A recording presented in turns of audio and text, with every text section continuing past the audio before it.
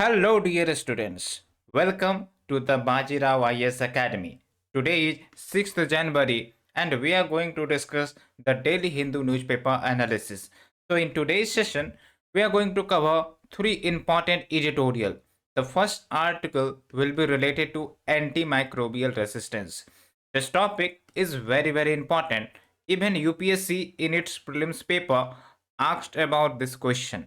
Okay, and here we will be understanding what is this antimicrobial resistance and how in the coming future it is challenging our healthcare system, our medicines, our healthcare services, and even the healthcare research in the future as well.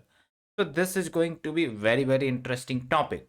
Then further, we will be shifting towards the next article where we will be talking about re-examination of the examination system.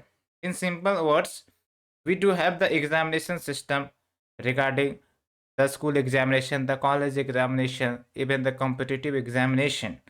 But we all know that the Indian education system is based on the rote learning. We dependent on the percentage and the marks, and based on that, we decide that yes, this person have the good education attainment, the good knowledge, and many more things.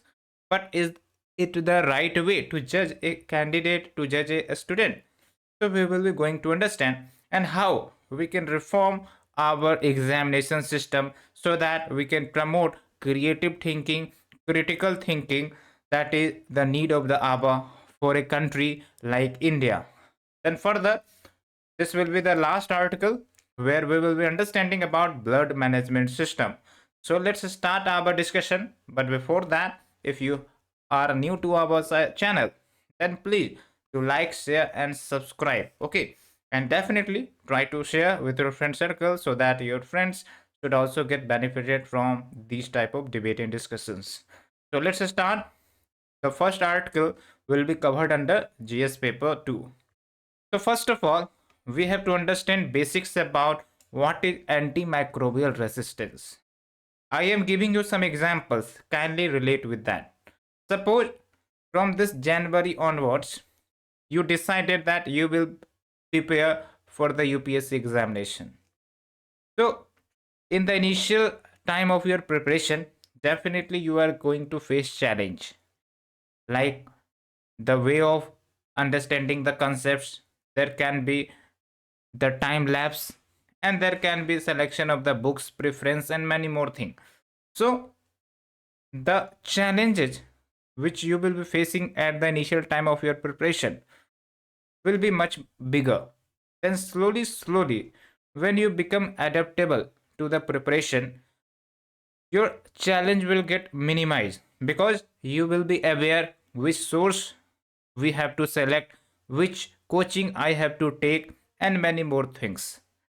So what I am saying you that you are becoming adaptable. Your time management will be perfect in the coming times. You will be starting reading newspaper in a fluent way as well as understanding the concept. So slowly you are becoming adaptable. So hope you understood this concept. Now we are coming to the antimicrobial resistance. Suppose a person gets ill, okay, maybe some infection. So he will take the medication, he will take the drugs, medication, drugs, okay. So for the first time, when this infection came to his or her body, this medication will fight against this disease or the infection, okay.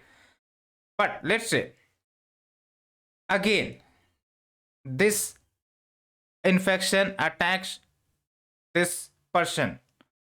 So maybe the next time this bacterial or the virus infection will be aware that yes, I know this medication, so I will be repelling more against this medication. So slowly, this infection or the bacterial or the viral infection will start developing resistance against the medication. Okay, because this microbes are becoming adaptable to these medication. So that is the antimicrobial resistance, because the microbes are becoming resistant against the medication. This is the simple meaning of antimicrobial resistance. Like when you started your preparation and slowly you become adaptable, so easily you can understand the concept, you can understand various things. So in similar way, it is also happening with the microbes. They become adaptable to the body, adaptable to the medication, and that's why continuous research in the medical field is needed, so that we can fight with this antimicrobial resistance nature of the microbes. And who are microbes? Basically these are bacteria, virus, or the fungus as well. Okay, so that is the basic thing. Maybe you understood. Now you will be thinking that what causes the antimicrobial resistance development in the microbes. There are various reasons, like when you get the incorrect medication. Okay, so it can also be the reason. Or if there is a feeding of medications or the drugs to the animals, and that animals are being eaten by the humans. Okay, so that chemicals will be getting inserted into the body of the human. So definitely the microbes will be well aware of that chemicals. So indirectly or directly, that microbes will develop resistance against the medications if that chemical or the associated chemicals is a part of the medicine. So that is the simple thing, and there are many more reason, and even UPSC asks the question in the prelims as well, so we will be going through that question as well. So hope you understood.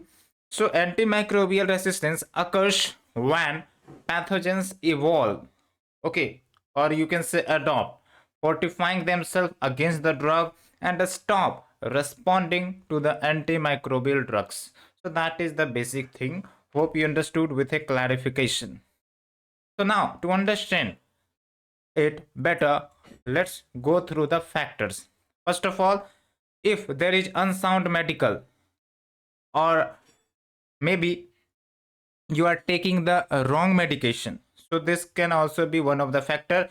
And we can have the animal husbandry practices, like giving chemicals to the animals for better products, for enhanced quantity. So this can also be one of the reason. Okay, and then next, due to the misuse and overuse of antimicrobials, maybe you may have seen that people go to the medicinal shops, okay, without prescriptions from the doctors. They took the medicine, they take the medicine, and then it can also be the one of the factor for developing antimicrobial resistance. Okay, so it can be the overuse or misuse. Okay, and we have a data regarding its impact. The World Health Organization estimates that bacterial antimicrobial resistance was directly responsible for 1.27 million global deaths in 2019. Okay, so that is the biggest concern, and we can have the bigger impacts. But let's understand much more facts. Okay, there was a survey conducted by National Center for Disease Control. Okay, and in this survey, it was found that over 70% of the patients in the tertiary care hospital, that means the hospitals where person gets hospitalized for various disease, okay, across 15 states and 2 UTs, were prescribed antibiotics. Antibiotics are given if there is a bacterial infection, and antivirus is given if there is a virus infection. Hope you understood the basic difference. Okay, and let's say we have a concept here. If there is a virus infection and if you are giving the antibiotic, so the medication will not work, and it can lead to the antimicrobial resistance as well. Similarly, vice versa. Okay, and apart from that, over 50% of the antibiotics prescribed have the potential to antimicrobial resistance. So that means these prescriptions or the medications that were prescribed were not as per the requirement. Okay, and not only that, 55% of the patients surveyed were prescribed antibiotics as a preventive. Now you have to understand that sometimes we say now prevention is better than cure. Okay, so that means what? Let's say if sometimes there is a एहसास कहते हैं there is a symbol of infections in your body, maybe you can observe it. Okay, so what people do, like they do not wait, they just start taking any medication. It can be the bacterial medication, it can be the antivirus. Okay, so without proper prescriptions from the doctor, they start taking medication so that we can prevent the occurrence of the disease. Okay, so this lead to the development of antimicrobial resistance.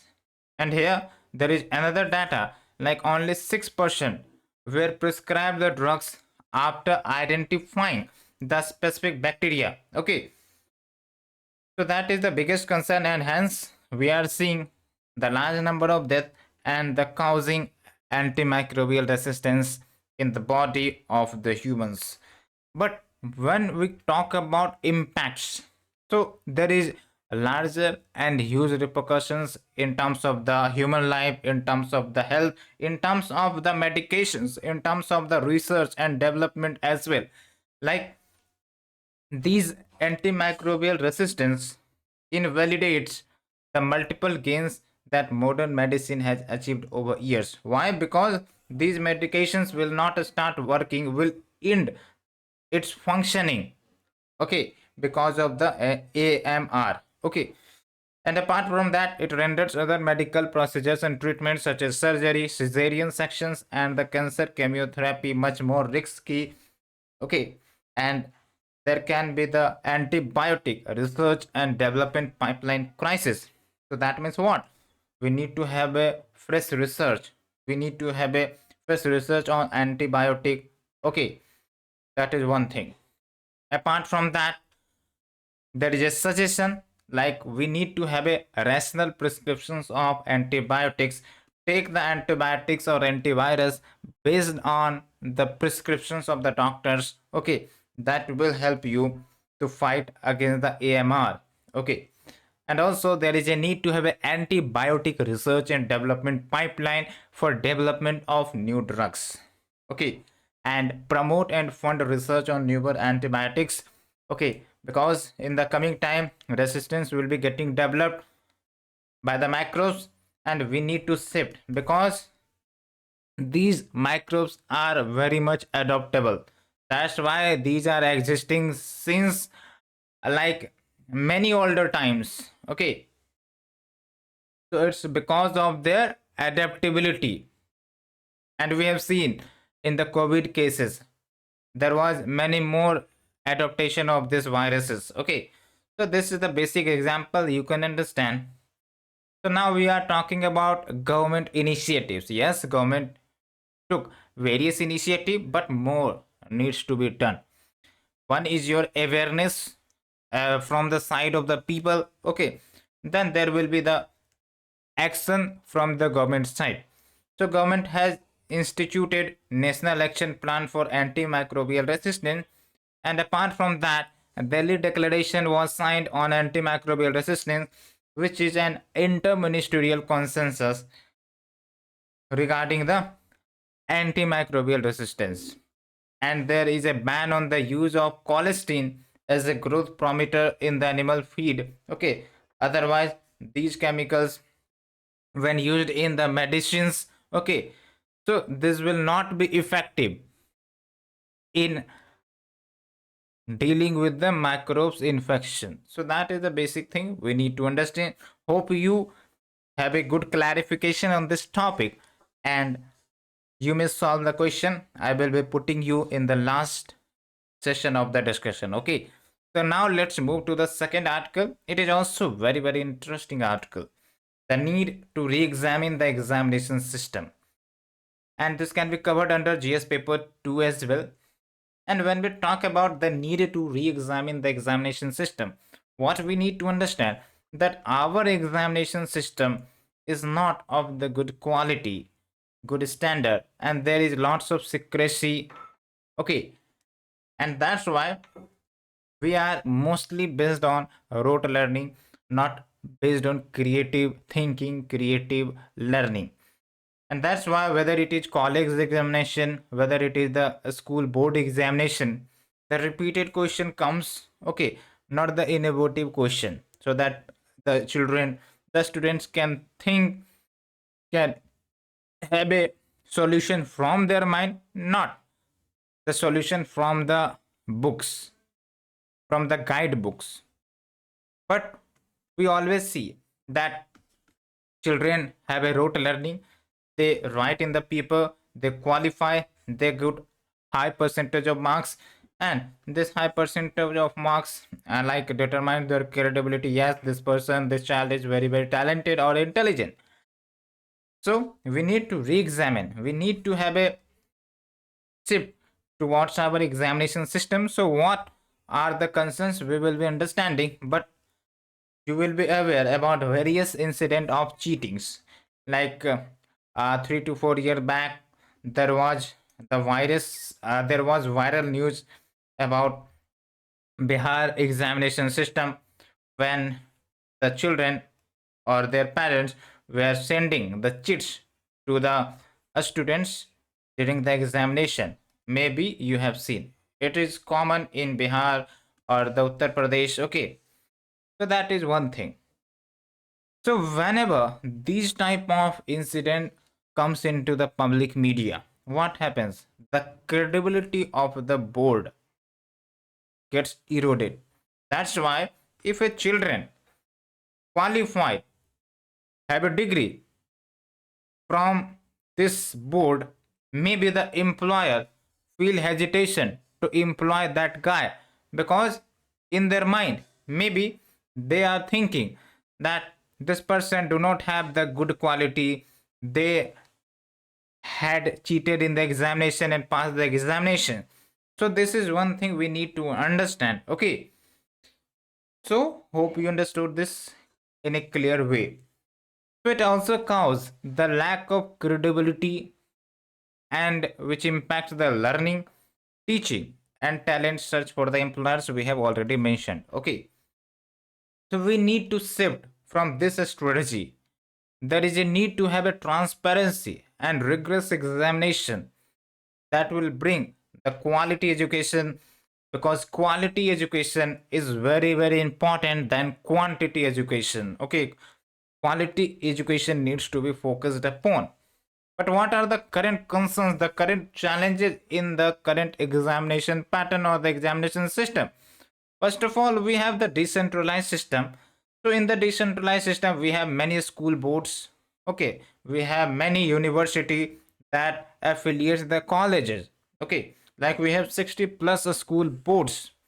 But when we talk about the transparency, the accountability of these boards, then there is lacking of it. Okay, and that's why it leads to different scandals and also hinders the experimentation. They are like conservative approach towards dealing with the examination. They do not try to promote the creative thinking among the students. Okay, and also there is inconsistent examination, and because of that there is no promotion of higher order learning and critical thinking. What do you mean by critical thinking? So critical thinking means, suppose you are understanding a topic, let's say you are understanding a topic on ecosystem or the environment or the ecology. So in critical thinking, first of all you will be trying to understand what is this ecology, what is this ecosystem. Okay, and then after clearing the concept, you can have a practical observation, because ecosystem can be experienced in any location. Okay, in your locality as well. So you can have a practical understanding, and then if you understood the ecosystem, then definitely you have to understand the linkages, the importance of the species, the importance of the biotic and abiotic factors. Okay, so if you are able to understand these factors, their implications, their interlinkages, so you will be better understanding that, let's say, if ecosystem gets disturbed by the human interference, so there will be various negative repercussions. Okay, so that boost up the creative thinking or the critical thinking, and then you will be definitely providing the solution. But what we are doing, just we are building the belief system from the belief system of the teachers, not the belief system of the students. Okay, so that is the basic demerit we can say. And apart from that, rote memorization is there, inflated marks and high percentage matters a lot, but that should not be there, because we decide that a person is knowledgeable or not based on the higher percentage. Okay, and this is also reflecting or distorting the talent assessment, because we like pick up that guy who have greater percentage. Maybe he is or she is lacking in different diversity. Maybe she is not well aware or well achievable in different dimension, but we just focused on percentage and the marks. So that is one another scenario. Okay, so there is a need to reform. And also, when we go for the job, okay, so let's say there is an engineer, okay, and he or she is applying for the job. So whenever he visits a company, definitely the employer will see the degree as well. But apart from that, the employer will also have its own assessment mechanism. Okay, whether they have the practical experience or not, whether they have the required skill or not. And in the college, we know that theoretical learning is much more prevalent than the practical. So that's why there is industry and the institution discollaboration. That means what industry requires is not provided by the institutes. Okay, that's why when these students come out from the college, they have to do extra skill training. Okay, and for that, coaching markets are also penetrating in huge numbers, competitive examinations, and we all know that. Okay, so there should be the outcome based learning. Okay, and in the outcome based learning, it's just like you given your input, efforts, many things. Okay, and just try to analyze whether the output is coming or not, and if it is not, then analyze why it is not coming, where is the lacunas, and try to reform the lacunas. Okay, then also there is a syllabus crisis, and syllabus often fail to translate into actual classroom teaching. Okay, so there is a proposed solution, like there is a need to have a transparency and oversight of various curriculum. There should be open curriculum design. Teaching methods needs to be changed. In the current teaching method, what we are doing, passive learning, just teacher is coming, giving lectures, and the student is getting that thing. So this is passive, there is no counter question from the students. Okay, so there should be active learning. We should encourage the student to ask the question. Okay, we should make the students much more participative, so that the role of teacher should be less, but the role of a student should be more. This should be participatory, this should be innovative, this should be critical thinking. So that is the meaning of the active learning. But we are trying to promote the passive learning. Just teacher is delivering the lectures and the student are hearing, and then class is over, then go out. So that is one thing. Then there should be the regular monitoring and oversight by the professional body. Okay, and a student participation should be there in the teacher evaluation, because the student will know better regarding what the teacher and the quality they have. Okay, rather the outsider. And there should be the minimum standards and assessments, and there should be the continuous encouragement of the assessment and the programs throughout the course. And we should also leverage the technology and the technology definitely can promote a bigger role in delivering the quality education, okay, as well as for the standardized question paper and for the evaluation as well. And even if there is a academic negligence, let's say teacher is not performing well, okay, or the principals or the school management is not delivering as per the standard protocol or the guidelines, there should be the punishment as well, okay. The quality issue should not be compromised, that is the thing. And apart from that, external audits and grading of the schools of the boards should be there, okay. Here there is good concept, grading of the school boards, okay. So we have like 60 plus school boards. It can be the CBSE, ICSE, it can be the state boards, okay. So there should be a mechanism where we can rank these school boards based on their performance, based on their quality, based on their delivery of the examination and the assessment, okay. So that if any boards are lacking, so they should work for improvement. They should have the idea where they are lacking, okay. So regular assessment of the external audit should be there, university as well as the school board assessment system, okay. Public grading of the examination boards based on transparency, reliability and consistency. So that is the thing. And in the end we have the conclusion that credible examinations drives the educational quality, and definitely it enhances the students achievement, the students potential. And there should be the comprehensive challenging assessment. Challenging, it's not the assessment based on just rote learning. Challenging and unique assessment should be there to differentiate the students and reflect the true learning. As well as transparency and minimum standards are key to the reforming of examination system. And for that, investment is also required. Without investment there should be no innovation, okay. So innovation needs to be integrated, okay. Here there is the importance of quality education, like holistic development empowers individual, fosters social cohesion, drives prosperity and many more things, and this will lead to the health and wealth of our society, of our nation, of the world as well, okay.